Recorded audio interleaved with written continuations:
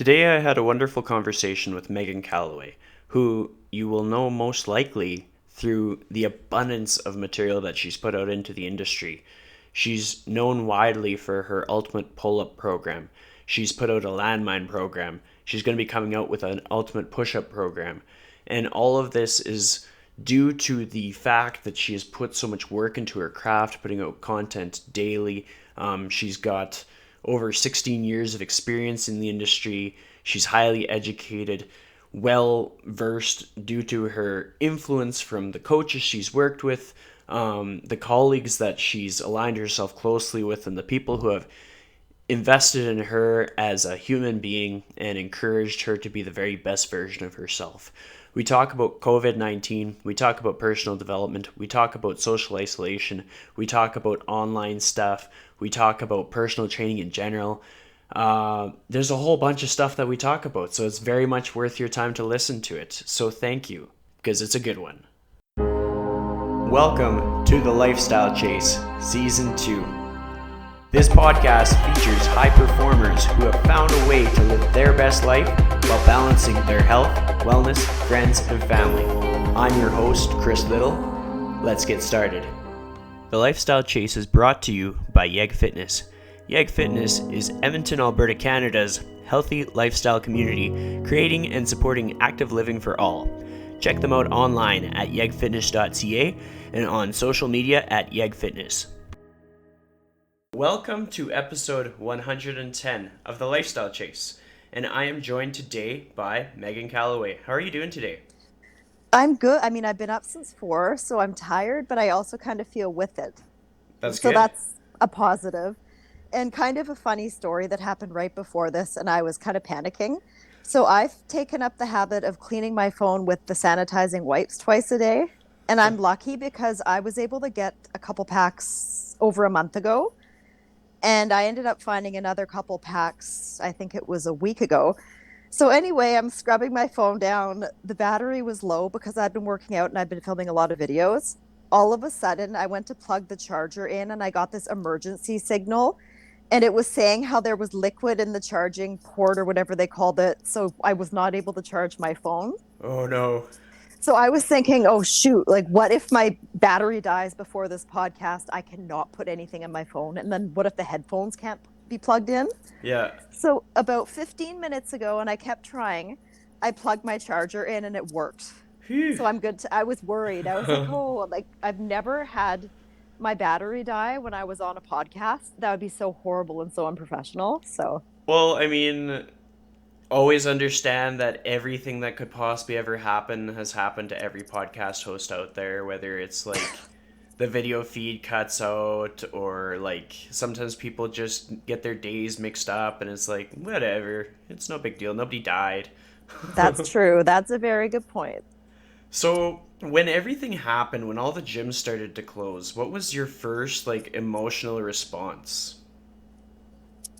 I mean, I'm kind of one of these people. I've been following this story really closely for over 2 months. A good friend and I, we were actually supposed to be leaving this Friday to go to Singapore and Vietnam. So, right when things happened in China, we started following the news very closely. And I mean, they predicted it was coming here. It was only a matter of weeks. So, I kind of, like I said, I started slowly accumulating food, cleaning products. So, I was really well prepared and I expected, I mean, I knew the gyms were going to close and it was only a matter of when. So, mentally, I was already prepared because I didn't want to put my clients at risk, myself, my loved ones at risk. I stopped coaching in the gym a week before it actually officially closed, just because ethically I didn't feel right about it. So I've been very prepared, and I'm also very grateful that my online platform is doing as well as it's currently doing, because that's obviously helped me relieve a lot of stress. I'm not really worried about paying my bills. I've been able to spend even more time working on my business, but I'm also really glad because I am some of my current on or in-person clients, they do want to do the video coaching, so we can still stay connected that way. And I mean, even the people who are not currently working with me, they're kind of on a pause. I'm still checking in, I'm keeping tabs, I'm trying to make them know that everything is going to be okay. and just to kind of hang in there. So Yeah. that's kind of been me over the past, I've almost been like abnormally prepared, I think, and I'm glad. But it was also stressful because my friend Kelly and I, we were tracking our trip and everything. We needed to know what was going on in 5 different countries because obviously I'm in Canada. I was flying down to California the day before we left. So I had to know what was happening in the US, Vietnam, obviously, Singapore, and Hong Kong was where we had a layover on the way home. And stuff happened there. They started closing the airport. Flights to Hong Kong were being canceled. So I've kind of been overeducated, I guess, over the past couple of months. Yeah, I can relate. I found that being a podcast host really kind of gets you in the loop on a lot of things that you wouldn't think you'd be in the loop on.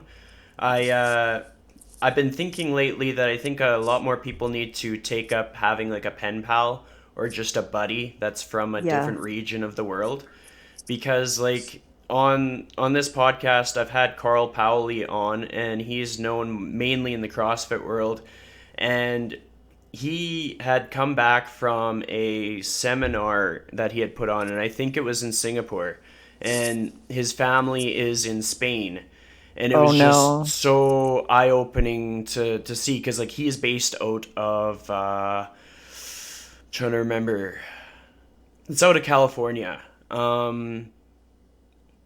Yeah, so you get to see all these different perspectives based on like the airports that he was in, his reports from family. Yeah, he's from San Francisco. Finally, I remembered it. It's just like every time you come up with like a city name and you're ready to say it, it just slips your mind. But it's just like Yeah.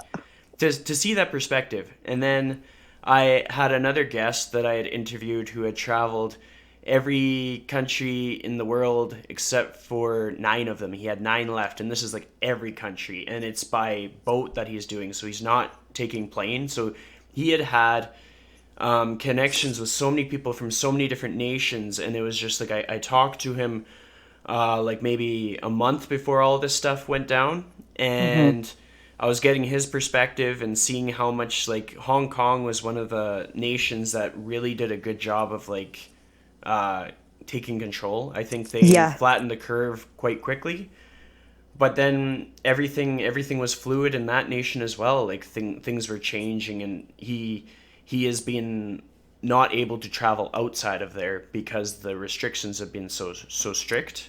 Yeah. And it's just if I hadn't made those connections, I'd be blindsided by all of this. Most people are, that's the whole thing. A lot of my friends here, they all thought I would, they thought I was just not over exaggerating, but worrying for nothing. And I mean, I had a lot of information from credible sources because, of course, there's a lot of nonsense out there as well. So I said, I mean, like, you need to be prepared. If somebody were to get sick, for example, you need to have 2 weeks worth of stuff because you can't leave your house. Yeah. So, I mean, I have that. If I knock on wood, I'll be okay. But I mean, I at least am prepared. Business wise, I was prepared. I mean, I've been preparing not for this per se, but I've been working kind of putting my head down, working really hard for years, obviously with my in person clients, but also my online platform. Yeah. So, right now, for me, I guess I don't want to say I'm being rewarded, but my hard work is paying off in a huge way. Well, I mean, to give my listeners some backstory to you, usually I start out like I'm just guns blazing, but essentially, if they want to learn more about you, there's at least 33 podcasts that you can find instantly by just searching your name on iTunes. And that gives Wow. some backstory. It's just like they're going to be able to fill in the gaps. So, from my perspective, I have seen you present at, well, first and foremost, it was the Evolve Strength Symposium here in Edmonton. And it was just, you are able to demonstrate things in a way that is easy to digest for anybody. Yeah. And that is extremely beneficial to trainers, to clients, to general population. And the stuff that you've been putting all this work into, from what I've seen so far, is your pull-up program has been highly successful. Your landmine program has been doing incredibly. I can't remember if you have other stuff in the works, but it's I just like, do. I actually, I think probably my best program to date is coming out in early June, woo. and it's the ultimate push-up program. So I mean, it's similar layout and design to my pull up and landmine programs. But what I like best about this program, it's kind of like the pull up program was very, or it's very, very fundamental. The push up program, it's also very fundamental, but I also have a lot of my really kind of cool, innovative, fun exercises in there. But of course, exercises that make sense.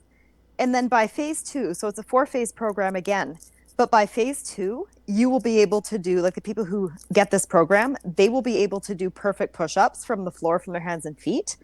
So the phases 3 and 4, and then the bonus section, I get to teach them a ton of my really like super advanced, super cool, innovative push up variations because there are countless different types of push ups. So they'll get to learn those. There's, of course, I mean, it's a full body program. They're going to get to learn so many fundamental exercises, whether or not you're just an average trainee, coach, any, like even a lot of physios get my programs. It will be so beneficial for everyone. And then you'll be able to do some really cool stuff, like very, very advanced. Yeah, and like I can attest to this. Like it's just you don't know what's tough until you try it, essentially. Like Yes. everything looks easy when it's body weight, but then when you try to apply it, it's something else.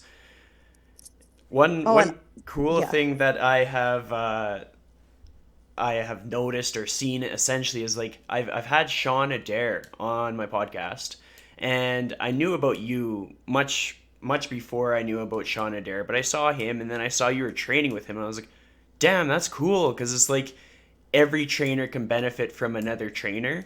Yeah. So, what has your experience been like with him? Because I will give you this information. He came on my podcast and he says you are one of the strongest people, not women, people that he knows. So that's pretty Wow. cool. I mean, I had wanted to work with him for a long time. My main goal was to learn muscle ups. And even as I joke in the presentation in Edmonton, and apparently saying shit was offensive, whatever. But like I said in the presentation, I won't demonstrate a muscle up because my form is, and I said my form is shit. But I talked about, and same thing with pull ups. If somebody cannot do them, just telling somebody, oh, yeah, you train for pull ups by doing nothing but pull ups, that is terrible advice. You're setting people up to fail. The muscle up is no different. So, I mean, I had been practicing muscle ups for a while. I was making the same mistakes over and over. I was not making progress, and I like it was terrible. So with Sean, he did not start me off by just doing muscle ups because I would have just, again, failed, made mistakes. I would have been frustrated. So, like the pull up, we worked on a bunch of different regressions. And I mean, I was able to do a muscle up after the second or in the second session, but my form was terrible. So, we've been working on that. I've been working with him pretty much once a week since last June. It has been amazing. I'm now up to doing, and again, my form is still improving. I can do 4 consecutive muscle ups where I am using a bit of a leg drive, but he taught me false grip muscle ups probably, I would say, just over a month ago. I was able to do it my first time. Second session, I was actually able to do weighted false grip muscle ups. I've been able to do pause false grip muscle ups, a bunch of really cool things. So working with him has been so amazing and I have learned so much. And it also helps me relate to my clients more just because Sean, like I get very competitive with myself. If I can't do something right away, I kind of get mad at myself. I beat myself up. So he kind of talked to me the way I would talk to my clients. And that made a huge difference, even just from a client perspective. No, it's true. Like just having a little bit of fresh perspective in any scenario, whether it be like developing anything in your life, is paramount. Like just having people, whether they're hired or they're your close friends, to lean on and to get that feedback from, and to get like a smack in the face when we are being critical on ourselves is probably one of the most important things in moving forward, I would say. Yeah. I mean, he's a great coach. So for me, it was a no brainer. And I had originally planned on just doing a few sessions, but I decided pretty much after session one, I'm like, if you have space for me, I would love to keep coming indefinitely. And of course, I'm achieving goals. The training part has been good, but even just from a mental health standpoint, it has been so therapeutic for me. So, what's been like the key thing that stands out when you talk about like the mental health standpoint? Because I totally agree. Like I when it comes to client sessions, I want to make it as much their choice as possible, and I want to contribute to their wellness as a whole and be somebody that can be supportive. But what did you notice the most that made it something that was kind of like a non-negotiable in your week? I mean, I look forward to it all week long. I remember after my first session, after I left, I was driving home and I couldn't stop smiling. I'm like, okay, this is a really good sign that this is something I should stick with for the long term. So there's that. I mean, with my own training, I mean, you see the videos I post my own training, even just some of my feature exercises. I like to have fun when I train. I mean, I've always been an athlete, but I love to have fun. So for me, it has brought me a great amount of joy. It's brought a lot of fun. I love learning. I love struggling and not being able to do something right away. So it's Yeah, brought me a lot. that totally makes sense. When it comes down to like this whole social isolation thing, what are the non-negotiables that you've had to have in place in your day to day? Being that we're all spending a lot more time in our house, so we have to establish some kind of structure or routine. What's your structure and routine like? The first few days, I had none. Because I had so much anxiety due to all of this, I just worked. I was creating content. I was working on my push-up program website. I just worked, and then I burnt out right away. Oh, and I was also on my phone at night because I have a rule because I'm typically up very early each day. I don't do work past 5 p.m. and I pretty much do not go on social media past 5 p.m. And so, I mean, if friends text me and stuff like that, or if I want to talk on the phone, I'll do that. But I will not work and I will not just mindlessly look at social media past 5. But for the first few days, I was checking my news app pretty much right up until I went to bed. So that was stressful. So after I think day 2, day 3, I was just like, okay, I really, really need to get into a normal routine. So what I've been doing, and again, I mean, I like to work in coffee shops. So not being able to do that, I had to teach myself kind of how to be more productive at home. So I'll get up. I have a Sudoku book. I will play Sudoku for a while I'm eating. Then I will maybe do a little, like I'll post on Instagram. Then I will train. And I mean, I've been training every day at home. I lucky because I have an outdoor gym. So when it's sunny, I'm able to work on my muscle ups, my levers, other calisthenics things. But I have discovered I love working out at home, and I have been doing some of the best body weight exercises in my house. And then another part of my routine, my mom lives 5 minutes away from me. I don't want her going to the stores right now to do the shopping. And I mean, I'm trying to go to the store as little as I can. So every couple of days, I will go to the store for myself. I'll pick up stuff for myself. I'll pick up stuff for her. Then I go over there. So that's the one place that I'm actually going to. So I kind of just commute between the two houses. I'll stay there. I visit her. That's where my cats live, or I should say our cats, they're family cats. And I'll do work there. I'll do online work there. Then I'll come home, and that is typically I will stop working. I will read. I will play Sudoku, maybe shoot more videos, talk to friends and stuff. So that's kind of been my routine. Yeah, I like that. It's important that people kind of find their routine. I think a lot of people just kind of get lost. And one thing that Yeah. I've kind of noticed is like we're so used to sort of like thinking that we know what to expect. But even when we think we know what to expect, like even when we think, okay, like gym's gonna be open tomorrow, all these other things that are like a norm, it never turns out the way that we think that it would. Yeah. And I'm gonna like take the time machine a little bit because like you have the background of being like an athlete. So if we went back to like maybe when you were like in high school or something, would you ever imagine yourself being where you are now? Where did you kind of see yourself being? So when I was in high school, I wanted to be a PE teacher. So in university, when I was in human kinetics, which is basically it's like kinesiology, I almost said my first season because I'm used to playing sports. My first year in university, I was in the PE branch. My second year, like or towards the end of or sorry, towards the end of the first year, I switched into the health and fitness branch. And so I have a degree in kinesiology, a minor in psychology. So I did for the first part see myself as a PE teacher. And then I can't even remember why. I think I was probably like many people who thought, oh, it'll be so fun to work in a gym. I can wear gym clothes all the time. It's so easy, which pretty much right away I learned was the furthest thing from the truth. And especially now, kind of doing what I'm doing, it is hard work. And I'm doing a combo. I mean, I have a lot of different things going on. So I have in-person clients when, I mean, there's no coronavirus. And right now I am working, like I said, I'm working with several in-person coaches online. Then I have online clients, both personal training and also business coaching clients. Because after my first pull-up launch, and I mean, I have learned a ton since then. I had a lot of different people who wanted to know how I did the launch because it went quite well. And I guess people took note.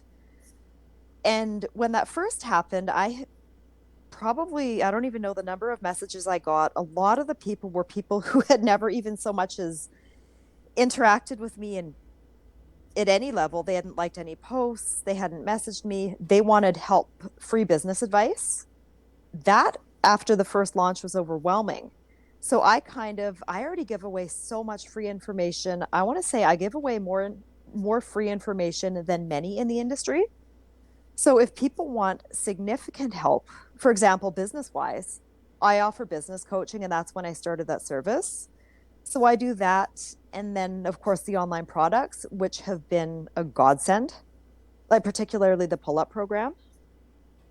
Yeah, no, like that's it's super cool that you reflect on that whole like because you do offer a lot of free content and it's a great thing to reflect on because I think when what we give out to the world invades on what we have for ourselves, then yes, we almost have to put something on it to control it in a way. Yeah. Um, I I, needed boundaries. That was my thing is I needed to set boundaries. And I mean, I still help for free a lot. I mean, I do get a fair number of comments, messages, especially as my platform has grown.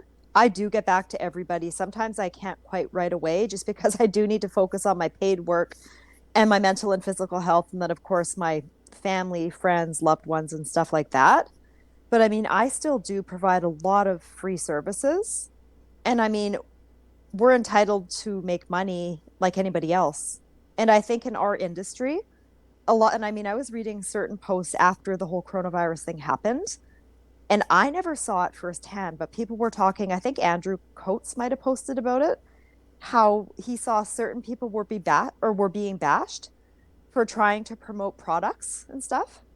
Yeah, yeah. And No, like I definitely remember that. It was like there's a lot of critical feedback for promoting body weight workouts or home workouts for sure. And then there was some critical feedback for people that had products that were accessible online and just saying, "Hey, I have this," and that's tough to have when it's genuine substantial information. It's one thing to be like, "Oh, I have the cure for COVID-19, here do my workout." But it's another thing if it's like, "Okay, like this is something that can add value to your life and I have it. yeah, If you'd like it, here's the link," sort of thing. yeah. And I mean, I wasn't even going to mention my pull up program, but it would have been about a month ago. All of a sudden, I mean, my program was at full price. I wasn't talking about it. I rarely post about it. All of a sudden, my sales spiked. Like it was dramatic. And right away, I was like, wow, okay, people are looking for something they can do at home. That went on for about 2 weeks. I was still being quiet just because I didn't want to feel like I was taking advantage. But then what I decided to do, just because people were buying my program at full price and a good number of people, so I decided I originally was just going to do it to my email list. I offered a sale, 30% discount. I also offered it to the people on my or who watch my Instagram story. So I had been doing that for the past couple of weeks. Again, it was on sale, but I was doing so fairly quietly. I was not aggressively pushing it. And a lot of people from nobody, I'm trying to think. I don't think all continents, I mean, not Antarctica. I haven't sold to them yet anyway, but a lot of different people were buying it and my landmine program actually. Just because the landmine program, if people have a barbell in their house, not a lot do, but if they do, it can be a great option. So I just wanted to let people know if they're interested, they can save money. Yeah. But I didn't want to feel like I was being manipulative or anything like that. And I mean, just based on the messages I get on a daily basis, the positive feedback, I don't think people feel like I'm doing that. Yeah, no, I've never ever felt that way. Like the thing is that you get to know sort of a person or their brand, and they consistently do things that give you that ability to trust them. And that's something that you do. You're always, it's just people know who you are. They know that you like routine. They know that you like your cats. They know that you Yeah. like Sudoku. They know that you're really successful in putting out something that's simple but also intricate. So you can like do a whole thing on one movement, but then it stems out to be something that you can apply to so many other things. Like when you get good at pull-ups, it can help your deadlift. Like just that body mind muscle connection can Yeah. be helpful to everything else. But you Yeah. just nailed it on that product, and so it's valuable. So when a person's like, "Okay, I'm here at home. I need something that's valuable," that's going to be top of mind. Like the best things out there don't have to be promoted and stuff. It's just people know about it because it works, and then they hear about it because it worked on somebody else, and the word spreads. It's just like trainers who have been in the industry for like a decade who have lots of really good referral business, and you never see them do a single post advertising. It's just they've paid attention quietly to that one client at a time, that given them a good experience, and it's resulted in tons of referral business and just happy people. Yeah. And I mean, I don't pay to advertise. One pull-up launch, it wasn't this past launch. I think it was the 1 year anniversary. I want to say I might have spent $200. That was the one time, or it might have even been less than that. That was the one time I paid to advertise. Otherwise, I never pay for anything.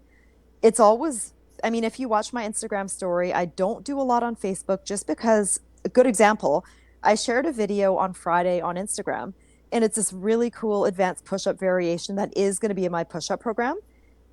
I haven't looked today, but it's cracking almost 70,000 views. It's reached almost 120,000 different people. Facebook, the video hasn't even cracked 150 views. Yeah. It's like Social media Facebook is sucks weird. now. No, Yeah. so the thing is, Facebook used to be awesome. Yeah. And I mean, when I had my first pull up launch, I did post a lot more on Facebook. People saw posts, people would engage.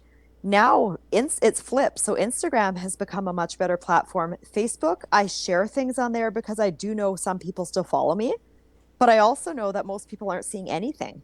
So I am kind of intentionally trying to direct people to my Instagram because that's where you will see the most. That's where I share the most. And of course, there's only so much time in the day. So I am trying to allocate my time wisely. So when it comes to these programs, what first inspired you to create a program? What was the catalyst or the moment that you're like, I'm gonna make this? Well, I was thinking about like way back in the day, I was thinking about making a small PDF for pull-up program. And I told my friend Lee Peel, who also presented in Edmonton. And then she said that she thought I could do something more with it. And I was doubting myself. And I mean, I feel like I'm a totally different person now than I was back then. So I had a lot of self-doubt, but I created this program and it just continued to grow and it grew to over 200 pages. So Lee gave me a lot of awesome guidance, advice. Dean Somerset is a friend as well. He did the same. So I released this program. I was very well prepared. I didn't have a huge audience. I didn't have a huge email list, but the people who followed me were so loyal and they had been waiting for this product for ages. And I mean, I had people messaging me about it, I think 6 months before I even released it. Every day they were like, when are you releasing the program?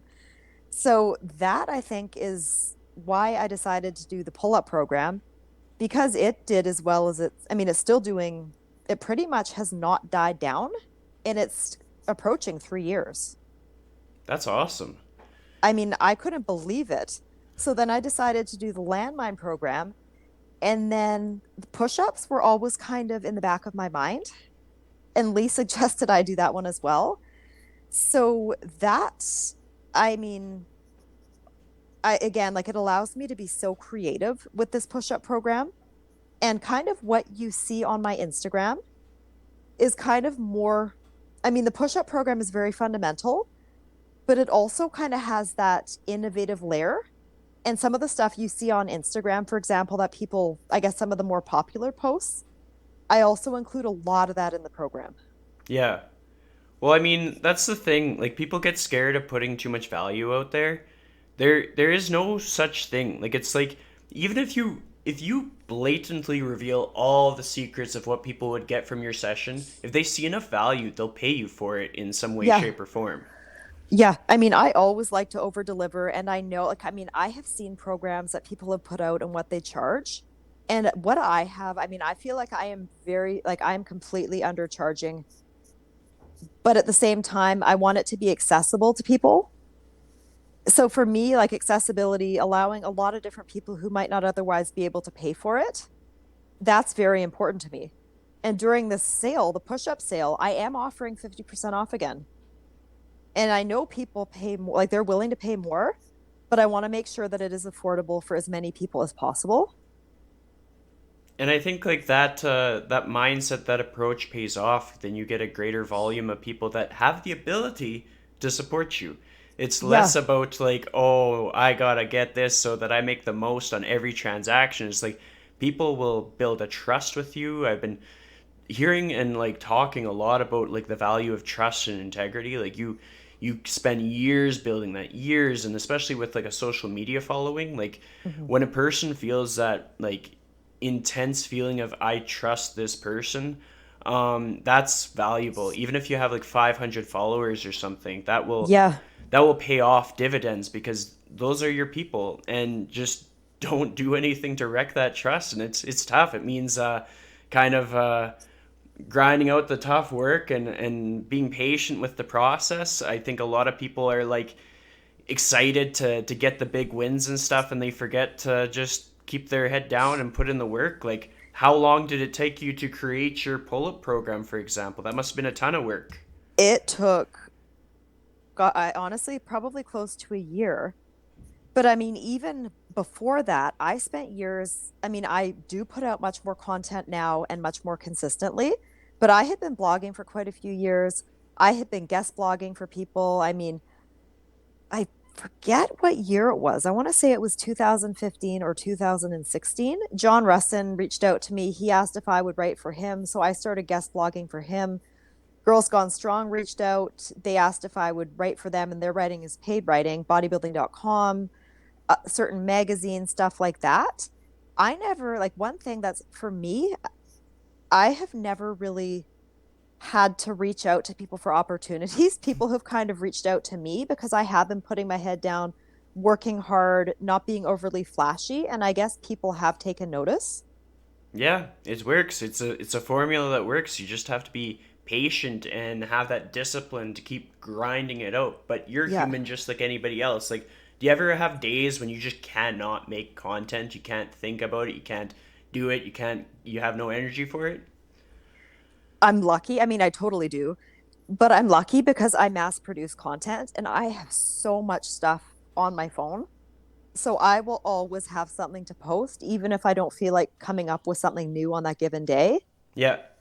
And right before the whole, like the gym closures and all that sort of stuff, I was going through a bit of a, I guess it was a little bit stressful.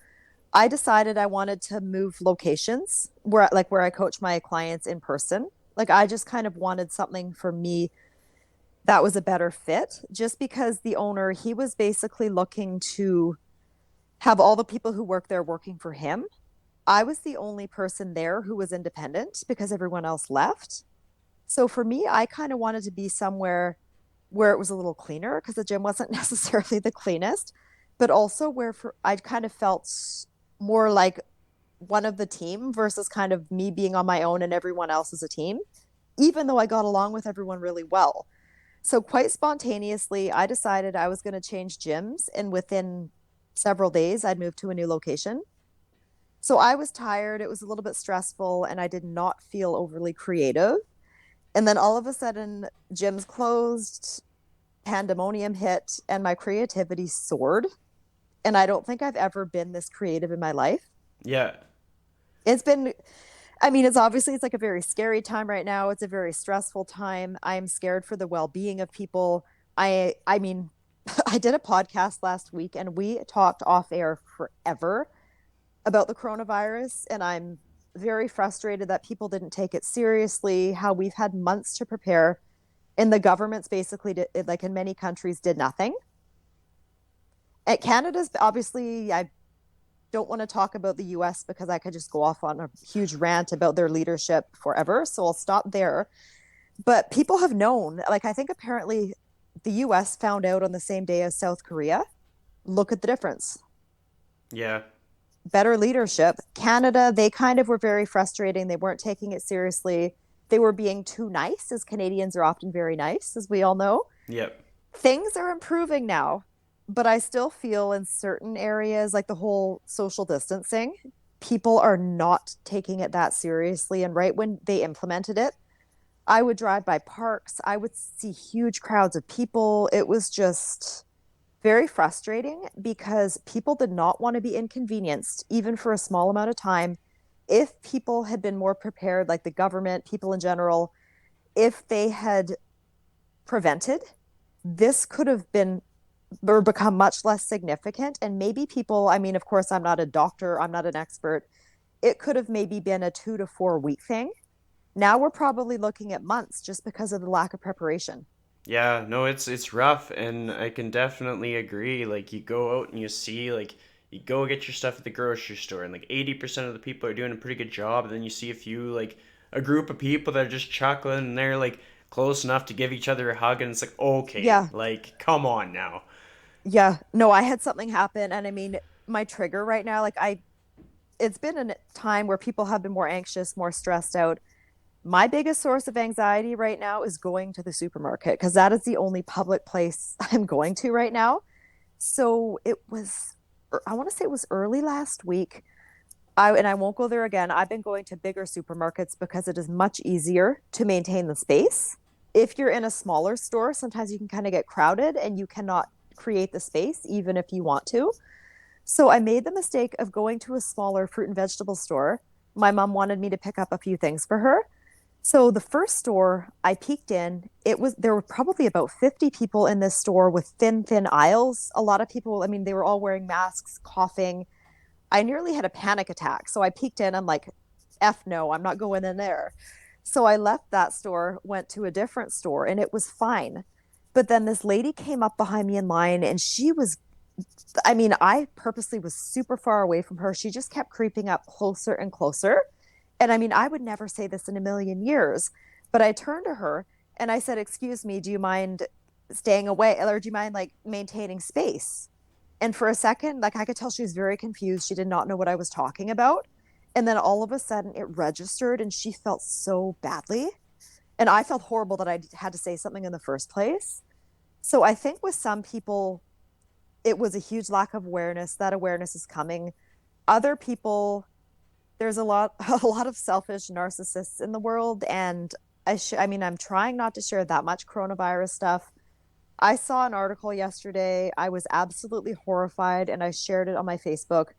This, in quotations, Instagram star, I never looked at her page, but she apparently licked a toilet seat Oh yeah, I because saw that. It's just it, ridiculous. but then even so she wanted to do it to become more popular, but then I guess apparently Dr. Phil, I mean, I'm not a fan of Dr. Phil, but he saw this and he, I guess, had her, I'm assuming not in person, but it was like a video broadcast or interview or something like that.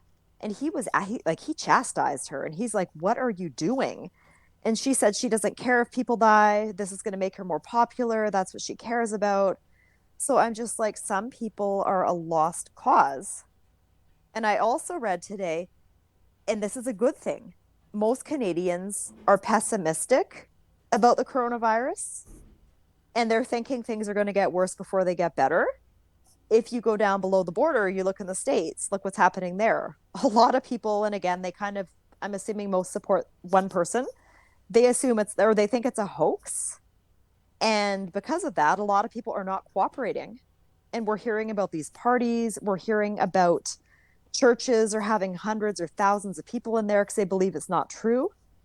So, I mean, if people worked as a team, this could be resolved a lot faster. Yeah. So, I mean, I kind of went off on a tangent. I could rant for hours about this. And I mean, friends and I do obviously off air, not when we're on podcasts or anything. Yeah, So, totally. No, it's just like that's. I try to like subliminally put out a message, and one of those things is like when you get a pen pal from another nation, or just somebody that you know that's in the thick of this situation. The videos that are circulating from Italy. Something that just stood out to me is one of my friends. He was born in Germany and he moved to Canada in like 2012 or something. So he's working north of Fort Mac and he's contacting his mom and his mom is scared and like Yeah. his older relatives are like this reminds me of like war times Yeah. and young people like 25-year-olds who are fit are just boom dead. Yeah. And so it's like wake up, look at the other places that are like 1 or 2 weeks ahead and understand that it's a very simple concept of stay home but take it extremely seriously. Exactly. And the other thing that has really pissed me and many others off, when this first happened, a lot of people did not take it seriously. Have heard, of course, heard the whole flu thing, like, oh, it's not, or it's no worse than the flu, or oh, like people who are old or pre-existing conditions. Guess what? How are these people any less, like the elderly people with pre-existing conditions? How are they any less important than you? Yeah. So the fact that people are like, oh, well, I'm healthy, I can do what I want, it's like, well, no, you can't, because you could go out, you could get the disease, you could pass, or the virus, you could pass it on to somebody who who is old, who has a pre-existing condition, they're vulnerable, or you could pass it on to another healthy person who could pass it on to somebody else. Yeah. So it's like the level of selfishness, callousness. My mom was a former high school teacher. She retired a couple of years ago. One of her colleagues who was still teaching, and this was before they shut the schools, some of the students were called joking, like they're being serious. They called it, oh, this is a boomer remover. And I was like, are you serious? I'm like, how is that any different from what went on when Hitler was around? Like, let's exterminate. And like, I really should probably shut up now. But it's like people are so cold, they're so callous. I'm like, what is wrong with humanity? It's So for horrible. me, people like, and it's gotten better because I am really trying to focus on what I can focus on. What has stressed me out more than anything is how other people have been behaving. Yeah. That's been my number one stressor. And I was feeling so angry, so frustrated. And it's just like, put other people first and be a good human being. Yeah. And I'm going to segue now because we've got the message out there to the general masses to like get your head together and listen to a Fit Pro. But something that I've found to be helpful is, well, first of all, being a good human. We talk about the instances where people are like, I want to get rich fast. I don't care about anybody else. But like, my old soul tendencies tend to lean towards like even if it's a slow journey, being a good human is going to pay off. Like being a good person with your morals and ethics when you're growing in any business career is going to have more people be able to pick you up when you fall down than if you escalate up the charts or up the ladder very quickly. Yeah. And then also just having an approach towards life of abundance. Like some people might think, oh, Chris, like you're having all kinds of other trainers that your clients could hire instead of you on your podcast. But I'm like, you can compliment people to the moon and back and say how great their offerings are, and your clients aren't going to go anywhere because there's No. something about each of us that makes us special, and that's why our clients choose us.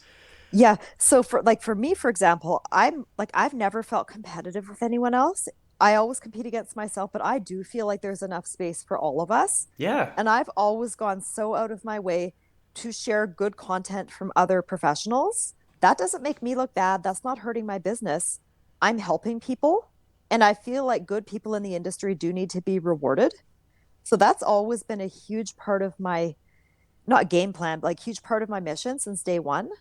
And especially since I've kind of grown my platform and I do have more potential to help spread good information, help promote good people. and it gives people a sense of support. It's like that person is supporting their peers. Me as just a person that has followed them, I feel safer with this individual because you can see right through this person is a supportive person. They got your back, whether it be with their colleagues, with their friends, with their clients, with people that they just meet on a whim and they see they're up to good stuff. Like it's that is a good feeling to create. Yeah. And I mean, not quite related, but just in terms of my overall platform, or sorry, my platforms and my overall message, I want everybody to feel safe. I want everyone to feel welcome. And I want everybody to know that they can achieve whatever they want to achieve. That's a good So, like, message. fitness is universal. Like, fitness is meant for everybody, no matter where you live, no matter how much money you have, your background, your age, gender, everything. Like, you Absolutely. can do something that makes you happy, that makes you feel healthy, empowered. It doesn't have to be what I do. It doesn't have to be what you do. Kind of find what you like, find what you can do sustainably and make it happen. And it doesn't have to cost any money. Yeah, And like, no, this it's is great true. proof working out at home. Like, I mean, I could do my workouts with zero equipment if I wanted. I do have some stuff. I mean, my landlord made that unreal outdoor gym for himself. And I mean, he's injured right now. So I'm the only one who's using it. And I was out there one day by myself and he was on the balcony and I was sanitizing it. And he's like, "Oh, you totally don't even have to do that right now if you don't want. You're the only one who's using it." I'm like, he hurt his wrist trying something ages ago. But I mean, I have that gym in my house. I have, do you know what base blocks are? Not really, I don't think so. Did you see me doing, I shared it a while back. I was doing a bent arm handstand and I was on, they're kind of, it's like they're on, they're blocks, they're elevated and they're kind of on metal bars. Okay. So I mean, it's kind of like a it's like calisthenics thing. They sponsor me, which is pretty cool. So they sent me the base blocks, and I just made several posts and whatnot. So that's another, I guess, source of income. Not a big source of income, but I do sometimes have people sponsor me. They'll send things and they pay me to, I guess, not, or I guess I'm promoting. So I mean, I've had that. I've been able to work on my handstands. You can do a lot of different inverted rowing variations, levers, push-ups. I have that. I have bands. I have towels, which my feature this week I'm using towels. I ordered several different kettlebells right when things happen, but of course, because Amazon is so backed up, they are not coming for a while. Yeah, And then I also have a pull-up bar. that's perfect. It's amazing what you can Exactly. do with a pull up bar. Yeah. So, I mean, but even without any of that stuff, you could do amazing workouts using just your body weight Yeah. and like items around the house. Like, I have a video I'm going to be posting once we get off this podcast, and it was not my idea. I saw somebody else doing the same thing with a book. I did this really cool shoulder mobility exercise, and it also strengthens the mid and lower traps. And I'm holding on to a thing of Lysol wipes, like a brand new pack, and the one with a lot of liquid that nearly ruined my telephone. But you can do a lot with basic household items. Yeah, absolutely. I've been doing all kinds of exercises with a hockey stick. I mean, that's not a basic household item, but it's a basic Canadian item. Oh, I have to send you a message of this awesome exercise I've done, and I'm using a very light barbell. Yeah, You could do the same thing with a hockey stick, and I'm perfect. so up, like, that would be so unreal if I had something in my house I could use. Yeah, Like, it's badass. Like, you can do crazy push-up stuff, you can do different core. I'm gonna actually, oh, there might be a hockey stick in my mom's garage. nice, nice, perfect. I'm gonna look and then I'll be able to do some really cool stuff that I would not have thought of if you had not brought that up. Excellent. We collaborated, we created something. I'll give you a shout out when I post. Perfect.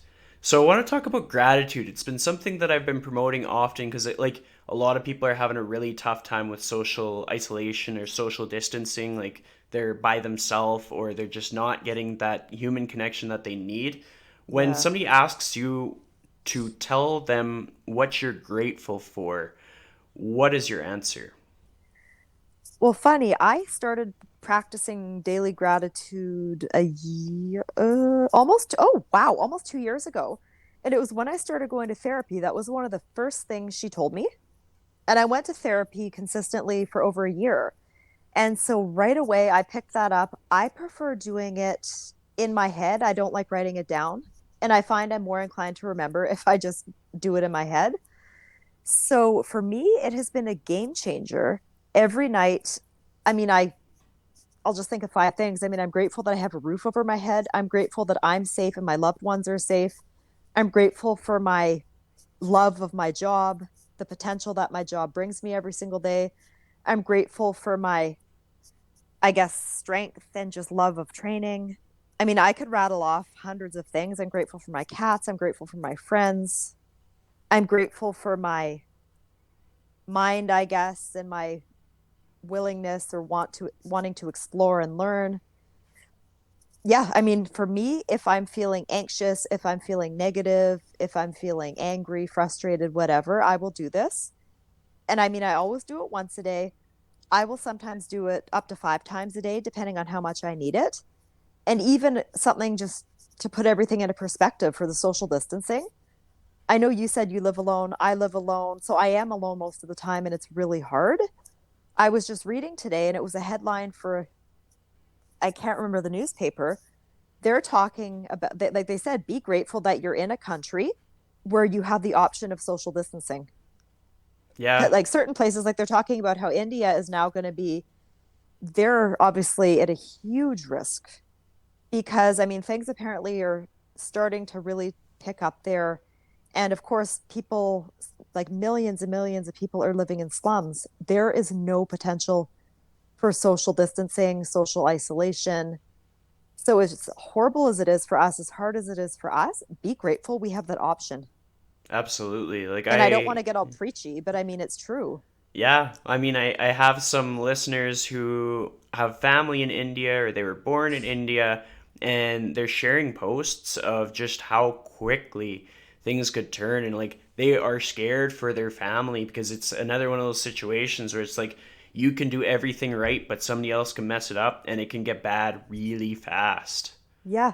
And I mean, they, in a lot of cases, do not have the option to even do things right. It's Yep, like you're confined in a tiny space. In a lot of places, I mean, there's obviously very poor sanitation, like a lack of basic resources. So it's heartbreaking.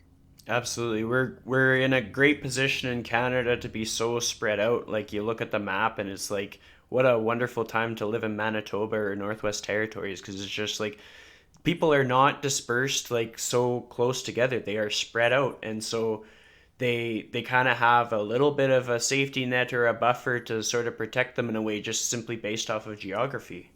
Yeah. Yeah, a lot of people don't have that option. And then the Yeah. other thing, and I try not to think about it because it just, I wouldn't be able to function if I thought about this, but the number of animals, like what's happening to the animals, I'm reading about that in China, and I can't even think about it or I would not be able to function. Yeah. Yeah. Like obviously humans, animals, everybody, but just for me as well, the animals is just something I've always been passionate about helping animals, donating if I can, giving my time if I can. But just thinking about that crushes me. Yeah, well, I mean, like that's the nature of most people in the fitness industry is just our tendency to be very much empathetic and to feel the pain of everything around us and just like we wear our hearts on our sleeve as an industry. And so when we see our pet friends or our people friends Mm-hmm. struggling, it's tough. Yeah, for me, it's always been one of my best qualities, but it's also been a downfall just because I am super empathetic. And when people I care about have problems or are hurting, I hurt as well. Yep. And I've Yep. always been like that. And even in therapy, when I went, that was something I had to work on because I was so worried about everybody else. I was not focusing on myself enough. So it's finding that balance, like that healthy balance. Yeah. What was the moment where you decided now is the time that I need to see a therapist? I mean, I'd been thinking about it off and on for years, but I did not have a lot of work-life balance. I was still working, I was still doing in-person coaching full time, 5 days a week. And I was really trying to grow my online business. I had launched the pull up program, which again, I did while I was working in person full time. Did the launch. The launch was exhausting. It probably took me a good 3 months to recover after that launch. And I had my first public speaking gig that April. Like the launch was in October. That April, I had my first presentation in Spokane. And public speaking for me had always been one of my biggest nightmares. It was bordering on a phobia. And I had avoided public speaking basically since high school. And I mean, even in university, I was pretty much always able to get out of doing it. So I had the opportunity, like I was asked to present in Spokane. I originally was going to say no just because I was way too scared. And then Lee, my friend Lee, she convinced me to do it. And she even came down to the conference to be there to support me. So I had 9 months to prepare, but the second I said yes, I just had horrible anxiety for 9 months, plus the full time in person work, plus trying to do the online work. I was burnt out. I was just not putting myself first in any way. I was not focusing on my mental health. And I kind of, it wasn't a breakdown or anything like that, but I was just done. I was just done. And after Spokane, I was just like, you know what? The following day when I got home, I was like, I think that talking to a therapist would be a good thing for me. And it was, for me, it was one of the best decisions I've ever made for myself. And I do like, I mean, people who know me, my friends, colleagues, people who know me well, they're like, wow, you seem like a totally different, like I'm the same person, but I am totally different in many ways. And even just the difference between my presentation in Spokane to how I did in Edmonton. Spokane, I can't remember any of it. I did fine, but I remember how nervous I was. It was kind of more of a lecture style. I did not enjoy it. And it was just after that, I didn't think I'd ever present again because I didn't want to. Then the opportunity came up in Edmonton, and it kind of felt, it almost felt like I was preparing for a big soccer game that I was really excited to play in. That's what I felt like. I was excited. I didn't have any nerves. I was just so happy and excited to kind of share with people my passion, my knowledge, and just help people. Yeah. And I did get nervous maybe about 2 hours before I was up, like that I had to go up and present. But the second I started going, I had fun. I can totally remember my presentation. I could have talked for a lot longer. And I think I'm pretty sure I've been invited back to present this year. And I'm hoping I will be given a little bit more time just because I do like there was so much more I wanted to cover that I didn't have the time for. Yeah. And Lee actually donated 10 minutes of her presentation to mine so I could spend a little bit more time. Yeah. So even just that, the Spokane presentation and how I felt before and during to the Edmonton before and during, that even to me, it shows me how far I've come as a person. Well, it's important to kind of outline that because there's so many reasons to seek out help in any manner of personal development. Like some people benefit from just changing up their environment, like you changed up your environment with your gym space. Some people benefit from hiring a therapist. Some people benefit from hiring another trainer. Some people benefit from hiring like a business development coach that they've seen them do the thing because I hate the word business coach because I get a little bit skeptical of it, but just No, I agree. when it's somebody that has shown what they can do and you have to ask them if they would possibly offer some mentorship, that's a Hmm. business coach. Like that is somebody Yeah, that offers exactly. something. When they don't have to tell you that they're a business coach, they're probably a pretty good business coach. Exactly. And like I never, it's funny. So like I use the words business coach with you. And I mean, I'll sometimes put it out there because that's what people like they understand. Or for example, like the word abs. Yeah. If you say, oh, ab workout, people will know what you're talking about. Yeah. If you try to be a little more, even if you were to say like core or something, which again, core has many different definitions, or at least a lot of people seem to have different definitions for that word. Yeah. Sometimes you'll use words that you know people will understand, even if you don't necessarily love them. Yeah. So even just it's funny, even over the past 2 weeks, and again, I'm not promoting myself. I'm kind of just trying to help people for free. I have had a decent number of people reach out to me to work with me online. One does want to do, and actually she worded it, and she's a coach, business coaching mentorship, Yeah. because she is somebody, she was a former online client, like a personal training client. And she sent me a message last week. And she like because she's not working in the gym right now, and she actually just found out her gym is shut for good. Ooh. She does want to make the transition. And she said, you were my favorite online coach, and I think that working with you would be great, like with the business and mentorship. Yeah. So I'm not promoting myself, but people have sought me out, whether or not it's for personal train, like online personal training, business coaching. And so for me, it's been like I'm still very stressed out. Like I've lost a lot of my income because I'm not doing any in-person coaching. And some of my online clients who are kind of set on working out in the gym, they're kind of on hold right now, which is totally cool. But I've been lucky because I do have very good passive income. And I also do have pretty good online business, and with more and more opportunities coming up every single day. And that again is years of hard work. So what I think, I can't remember who said this, somebody posted a few days ago, people are going to realize how hard online coaching and online businesses are, because a Yeah. lot of people have made the transition overnight. And a lot of these people, they might not have been sharing any content. They might not have a very big platform or audience, or at least not even big, a loyal audience, because loyalty is so much more important than audience size. Yeah. They're going to be in for a rude awakening, Yeah. because this is something that has taken most of us years to grow. Yeah. It's so it's in like, I get, obviously you need to pay your bills. First and foremost, you need to be able to pay your bills. But if you have the luxury, use this time to work on your business, because so many people have, like, their time is just totally taken up working in the business. They don't have any time to work on it. So you can put systems in place that'll be long term. So kind of think long term game versus kind of the panicking. And I mean, I'm seeing a lot of people panicking. Mass producing content is not necessarily the highest quality. You want to build a solid foundation with your business so it will be sustainable. Absolutely. Like I always try and remind myself to think of like what about 5 years from now? So like Mm-hmm. maybe today and next month and the month after that is a blip in the financial scheme of things, but this is a huge opportunity for me to get better at the things that I think that I'm good at and realize that maybe I'm not as good at it as I think I am, but improve in that process. Yeah, same with me. And I mean, I'm also really, really using this time to work on my business and get better systems. Yeah. And I It, mean, no matter how good your business is, and me, I feel like I have so much more growing that I need to do. No matter who you are, you can always improve. even the best of the best have places where they can improve.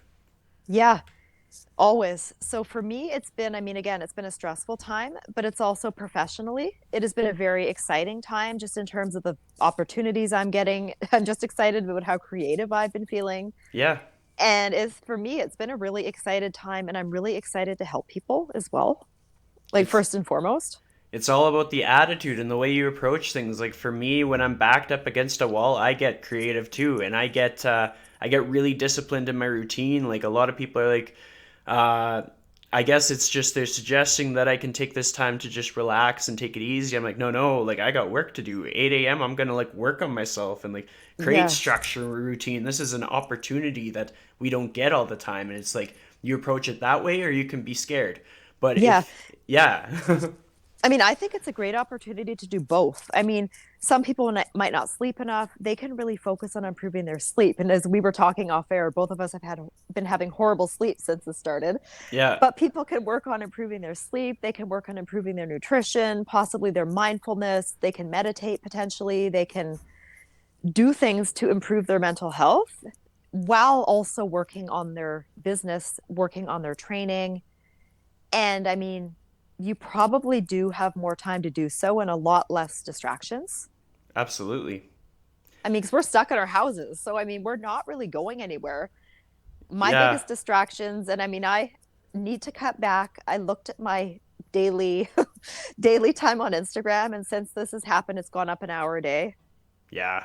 I know for me it's pretty bad, and it's just like I'm gonna start structuring it. I'll have like a power hour where I'll just scroll and like things, and then I'll just get off of there because it's like there's so much that can be had in this time, in this moment, where we can really get introspective, reflect on ourselves, maybe assess certain things that need to be worked on, and just make the list and work on them. Yeah.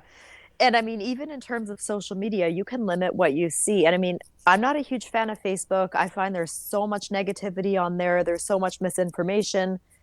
And I mean, it's easy to get sucked in where you see a controversial post and you go down and you waste hours reading comments, Yeah, yeah, which in the past month, there's been some pretty controversial stuff going on in the industry, even.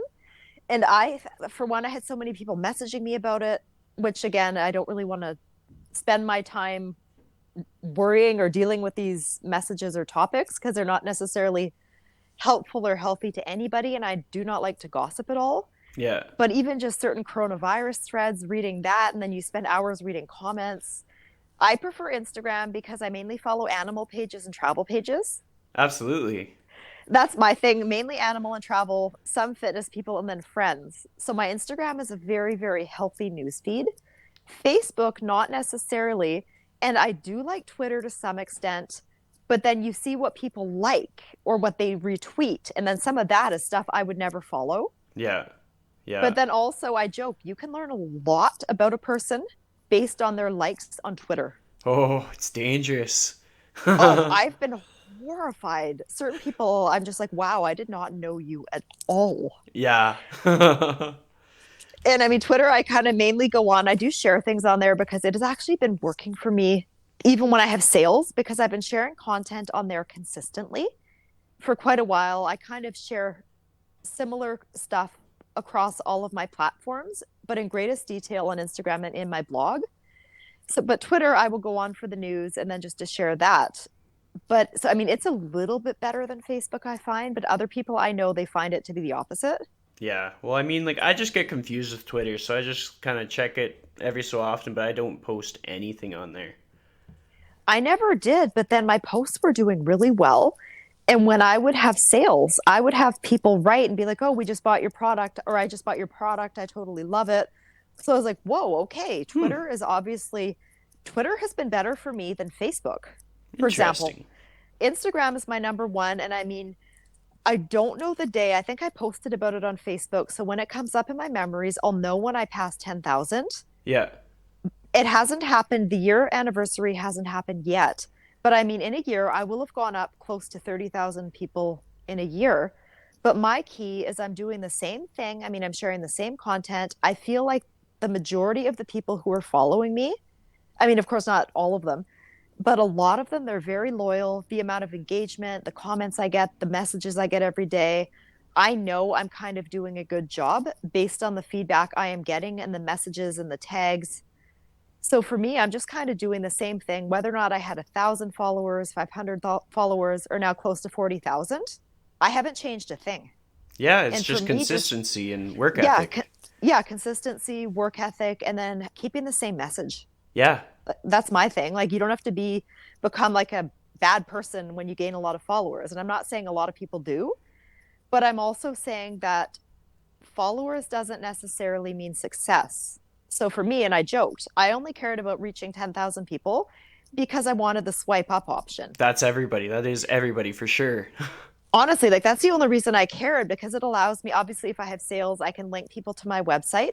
But what I also love is I can now share the work of others in my story and directly link them to it. And because I know people see a lot more on Instagram than they do on Facebook, I know that their work is being seen by others. Yeah. No, that's a great sentiment to leave people with. Like the ability to empower others more is more motivating to you than narcissism, essentially. Yeah. And then, like with the industry, and I mean, all industries, there are obviously very shady people. For me, right from day one, it has been so important to keep my circle very small. And I only associate with, obviously, on a professional level and personal level, people who are ethical. I don't care if you have 1 million followers, 5 million followers. If you're a jerk, I am never going to have anything to do with you, no Yeah. matter how it might benefit me. It's not worth it. Yeah, I'm on the Like, same page with you right there. yeah, I mean, regardless of how it impacts me professionally, I want to be able to live with myself, sleep at night. If I know I'm associating with somebody who is a shady person just because it'll help me get ahead, I would never want to do that. Yeah. And I mean, I should say many of us are in the same boat. We would never do that. Yeah. There's so many good people.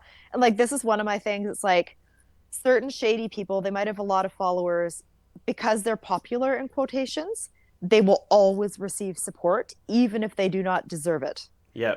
There are so many other people out there.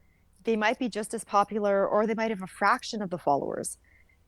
So many other people out there deserve the recognition. And those are the people I want to work with. And those are the people I will always promote. Yeah. I love that. There's, That's a good rule. yeah. Well, yeah, there's enough goodness that I don't understand why people continue to support shady people, especially when they know that these people are shady. Hmm. So I have one final question for you. So then that'll wrap us up basically for this episode, which has been wonderful. If you were to give one piece of advice to someone on how to live their life to the fullest in the most authentic way, what would that piece of advice be? Wow. Well, I did just do a podcast last week, and I believe it was titled Living Authentically. Uh, it's so, I mean, I guess figure out what your version of being authentic is. Figure out what makes you feel the happiest, the healthiest, allows you to be the kindest to yourself and others. And I guess follow your dreams and live the life you want to. And I mean, make it happen. And as I talked about in the like last podcast I did, you don't necessarily have to make a huge jump overnight because sometimes living authentically, in my instance, I'm gay and I was not being open professionally because the first person I ever told when I was in my early 20s, I lost the client. Like the first client I ever told, I should say, I lost. So for years, I kept quiet because I was worried about losing money and I really needed the income back then. Now, I mean, I'm in a place where I'm like, if somebody doesn't want to work with me because of who I am, and I used a swear word on the other show, but I bet you know what I'm going to say. Like, basically, like, go, I won't say it because Yeah, yeah, yeah. you know what I mean. Well, the people who listen will know Yeah, probably what I'm like talking. tell them to Yeah, take a hike. Like if they have a yeah, take a problem with who hike. you That's are, like get exactly. lost. But what I was going to say though was sometimes people think they need to make that jump overnight and it feels impossible. It feels really scary. And like any goal, you probably just won't take that huge jump overnight. Come up with a game plan, focus on even achieving a small step each day that will help lead you closer to that goal. So if your goal is living authentically, again, figure out what living authentically means to you, how you want to live authentically, and take the small steps every single day to make it happen. And each Yeah. time you make a step, it'll feel less and less daunting. So Well, that's that what I did. And like I sought out support. I mean, personally, I'd been living openly for quite a few years. Professionally, I had not been. And I mean, some of my in person clients knew, but online, for me, it was stressful. I felt like I was being a fraud, even though I wasn't lying per se. And it was nobody's business. But I just did not feel like I was being my best self. And so once I did that, everything changed for me. I mean, I had so much support, but my work life improved, my personal life improved, my creativity improved. So even just that for people who are scared, if they have doubt, know that you will find support. And if somebody doesn't support you, they're not worth having in your life. it's so true. Like every so often with some of my clients, because it's just I have clients from all different like backgrounds and they identify different ways and they have different preferences and sometimes they don't know how I am, so I'm just gonna like put out a monologue and just be like, hey, like however yourself is, whoever you are when you are being yourself, I support that and you are safe here. And I think that's Yeah. just an important message to put out because everybody deserves the right to be themselves and be proud of that and feel empowered and empower others by being themselves. Yeah, I mean it's a basic human right. So it breaks my heart that some people they don't feel safe. And I mean in certain countries, depending on what your definition of living authentically is, they can't. Yeah. Safety wise, they're not able to. So for me, my catalyst, I was just frustrated that I hadn't been living authentically. The shooting in Orlando happened at the nightclub, at Pulse nightclub, and I thought to myself, I'm like, you know what? I have the freedom to do this. I can do so safely. What am I waiting for? So that was my trigger or like the catalyst that led me to write a blog post that I released. And then that actually my first podcast I ever did was somebody who read the blog and wanted me to talk about it. Yeah. And I was so nervous because it was my first podcast ever. And then it was about that topic. It But was a you long time ago. survived. You're still I, here. Yeah. oh yeah. And I mean, after it felt great, but I forced myself to listen to the show and I was just like, wow, I sounded so nervous. I mean, it was mainly because it was my first podcast. That was why I was so nervous. Now, I mean, I love doing them. Yeah. So, and then living authentically, it can mean anything. And even in terms of training, set goals that are authentic to you. Because a lot of people think they need to set goals that are kind of like the stereotypical goals. Your goal might be totally different from somebody else's. So if you're trying to achieve something that's not really authentic to you, it you won't feel as empowered you'll be less likely to achieve the goal, and it's not going to probably bring you a lot of joy. It's true, and it's just that's the importance of being a good listener because sometimes like we need to listen to more things from our clients to understand like what is it that they want to do? Not what is it that I want them to do, but what is it that they want to do? Yeah, I made a quote post about that, and I can't remember exactly what I said. Is Oh, I'm just trying to think of the exact words. I mean, long story short, if you're a bodybuilder, it does not necessarily mean you should train, or if you're just because you're a bodybuilder doesn't mean your clients want to train like a bodybuilder. Just because you're a soccer player doesn't mean your clients should train as soccer players. I mean, I said it well, it wasn't like that, but a lot of coaches, thankfully, not so much now, but back in the day, a lot of coaches I worked alongside, and I don't want to name or at least say what their background is because I mean, certain backgrounds seem to be more susceptible to doing this. Say they're into something, they all train their clients that way. Yeah, yeah, Or I'll say it's like your 80-year-old client probably doesn't want to train like a bodybuilder just because you're a bodybuilder. yeah. No, it's true. Yeah, I worked alongside I mean, many good coaches, but other coaches where like literally 100% of the clients would train like bodybuilders. Other coaches who were distance runners. 100% of the clients, Gen Pop, you name it, they would be trained like a distance runner. Yeah. And I'm just thinking to myself, I'm like, but your Something's not clients? adding up, you know? Yeah. Yeah, I'm like, that's not their goals. Why are you training like them like this? Stop. But then that was me in my head when I was witnessing it. Yeah. Well, it's important to listen and to encourage people to feel confident in the skin that they're in and that fitness is for everybody and that being yourself is one of the most important things that you have in your toolkit. Yeah. And it's been interesting because I mean, I've been doing this now. October will be my 17th year. That's So I'm, incredible. yeah. So like I'm kind of a veteran to some extent, I guess. And I mean, I'm new to the online space. I've only been doing this now for about 4 years. And the past three have been very good for me. So, I mean, I'm still relatively new and I'm still learning so much about the online world and just how to do things.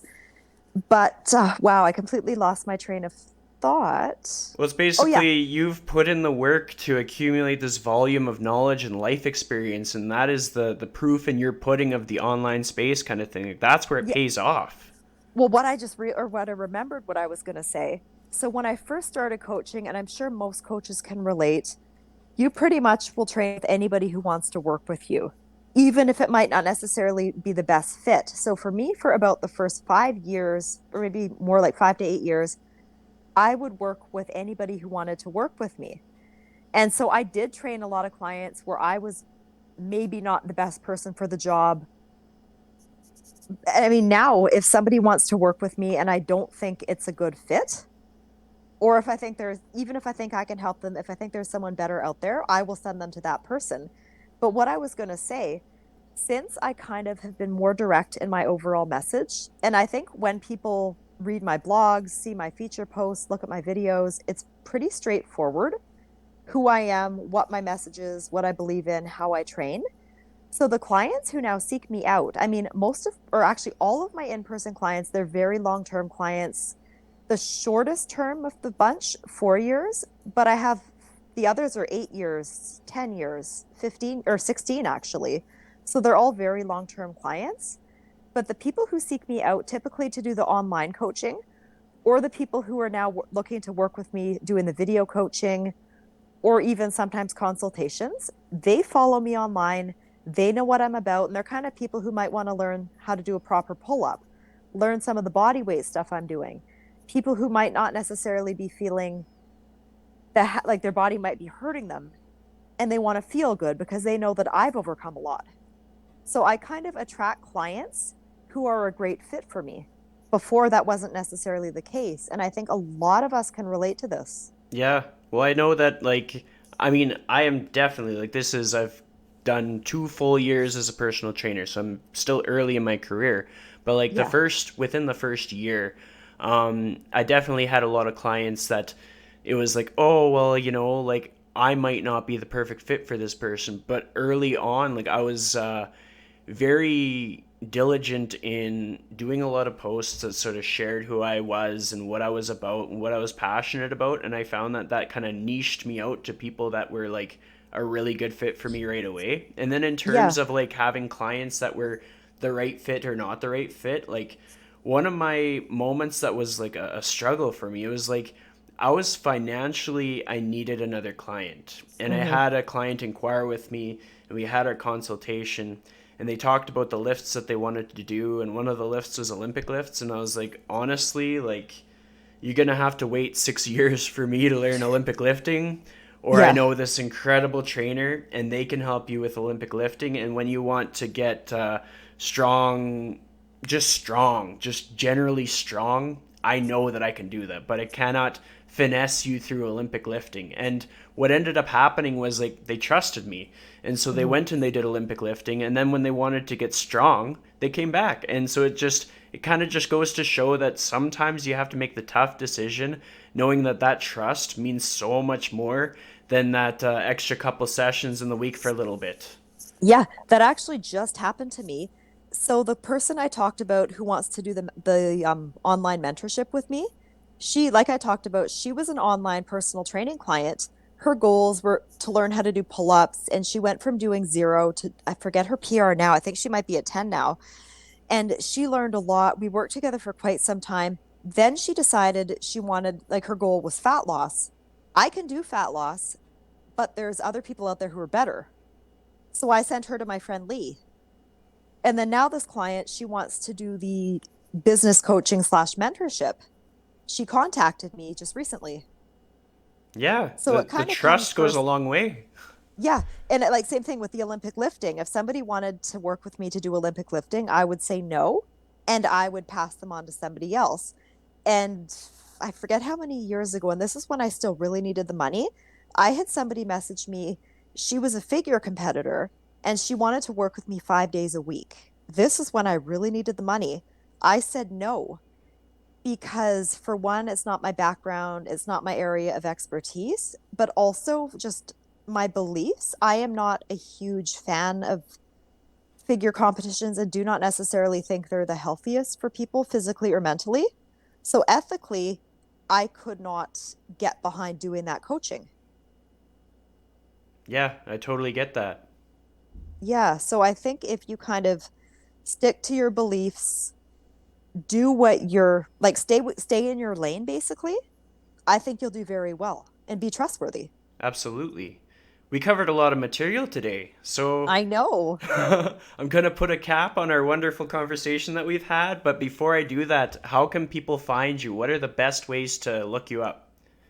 Probably Instagram would be really good. And in my bio, I have all my different websites, all my different products. I have my blog in there, Twitter. Actually, I think I might have Twitter and Instagram. Yeah, just go to Instagram. It kind of guides you to all my different locations and it's in one spot. Awesome. Normally, I try to list a ton of different websites, but I figure that that's the easiest. And I think I'm just checking my name on Instagram because I had an old account that I somehow could not delete. And so sometimes I found people would add me. So it's Meghan Callaway Fitness. And you'll see the one where I have the most followers. That's me. Yeah. There might be another Meghan Callaway on there, and there's like maybe 100 followers, and I cannot delete that account. It's kind of like what Dean Somerset did. I think he forgot the password to his first account or something. Now he's Dean Somerset 1, I think. Oh, I didn't know that. And I mean, I seriously is like, I tried so hard to delete this account. They make it impossible. They really do. They really do. Yeah, so I don't want to lead people to the wrong location. I'll make sure to link it in like the show notes or the description. But yeah, I'd like to thank you for this wonderful conversation and for joining me on the Lifestyle Chase. Thank you so much for having me. You should 100% follow Meghan Callaway on Instagram. You will be better for it. It teaches you so much about bodyweight movement, about technical skills, and it's just a good place to hang out. You can find her at MeghanCallaway on Instagram. And she's just someone who has put so much work into the industry that you will get smarter by talking to her, by listening to her stuff by trying out her programs. Your challenge for the day, the podcast challenge, is I want you to find a way to be more like you and less like somebody else, and talk about it. Talk about it in the comments. Make a comment as to what characteristic makes you who you are, and why are you proud of it. I highly encourage you to listen to past episodes of The Lifestyle Chase. We've got a whole bunch, tons of guests. Some of the guests have been mentioned here on this podcast, and if you cannot find those guests on iTunes or Spotify, you can find them at thelifestylechase.podbean.com. And you can find more about me at Christian Little on Instagram or at www.invigoratetraining.com. Thank you for listening.